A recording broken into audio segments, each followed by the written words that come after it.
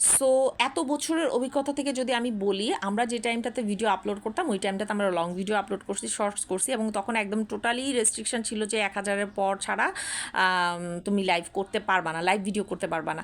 তখন আমরা জানতাম যে হ্যাঁ 1,000 ছাড়া যে লাইভের যে অপশানটুকু, সেই অপশানটুকুই কিন্তু আসতো না। আমি যখনকার সময় আমি চ্যানেল খুলছি, তো এখন তো তোমাদেরকে ইউটিউব অনেক কিছুই দিছে, বাট আমার মতে হচ্ছে যে একটু বন্ধুবান্ধব বাড়ায় নাও, তারপরে হচ্ছে লাইভ করো, তাহলে তোমার বন্ধুবান্ধব যখন একটা লাইভে আসবে, গল্প হবে, তোমার লাইভটা মানুষ দেখবে। লাইভটা কেন করবা শুধু একলা একলা নিজের জন্য? অবশ্যই না, সেটাতে তোমার মানুষকে ডাকতে হবে, মানুষকে দেখাইতে হবে যে তুমি মানুষটা কীরকম, তোমার সাথে মানুষ গল্প করে মজা পাচ্ছে কিনা।